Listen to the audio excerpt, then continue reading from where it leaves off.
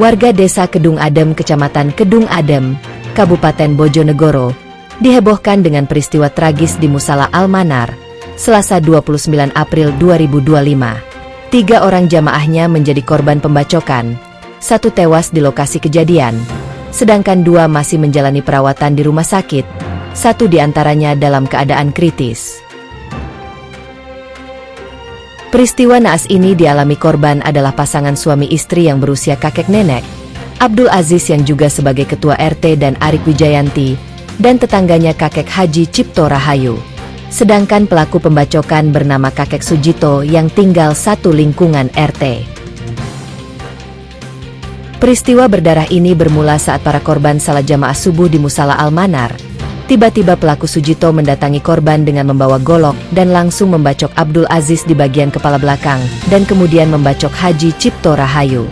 Saat hendak keluar, pelaku melihat Arik Wijayanti berusaha menolong suaminya Abdul Aziz, akhirnya dibacok juga.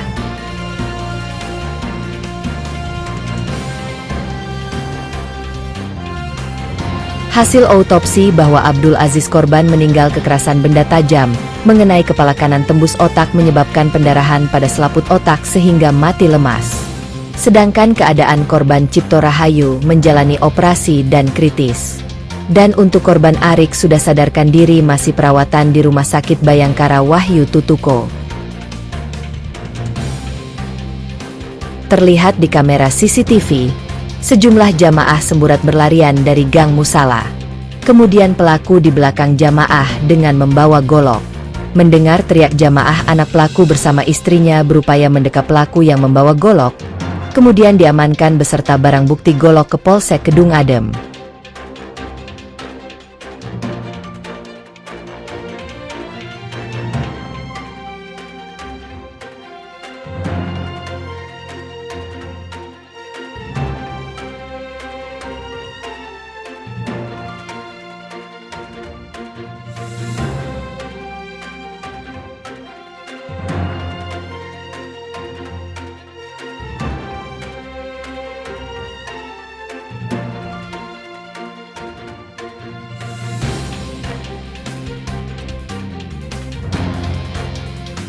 Menurut Kasat Reskrim Polres Bojonegoron AKP Bayu Adji Sudarmono, pelaku melakukan perbuatannya karena sakit hati pada ketiga korban. Pada korban Cipto Rahayu sakit hati karena merasa digagalkan pengajuan bantuan untuk cucunya yang yatim.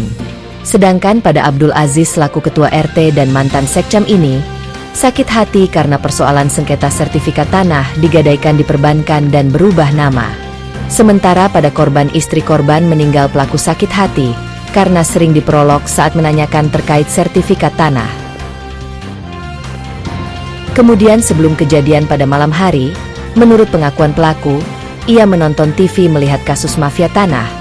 Akhirnya pelaku teringat persoalan tanahnya sehingga langsung keluar menuju musala.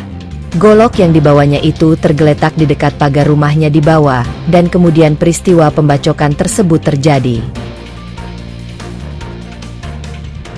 Pelaku diamankan Satreskrim Polres Bojonegoro dan dikenakan pasal 340 KUHP berisi tentang pembunuhan berencana dengan ancaman hukuman seumur hidup.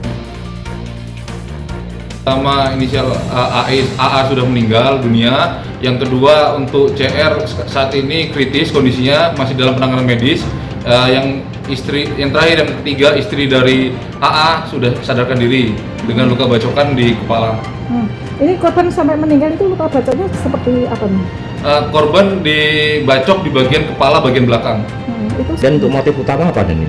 Saat ini masih dalam pendalaman. Yang jelas tadi kita interogasi awal, dendam terkait tanah milik pelaku dijadikan jadikan jalan umum oleh ketua RT.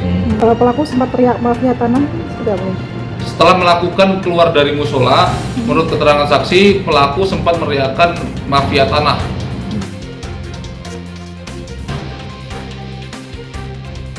Reporter Malawapati melaporkan.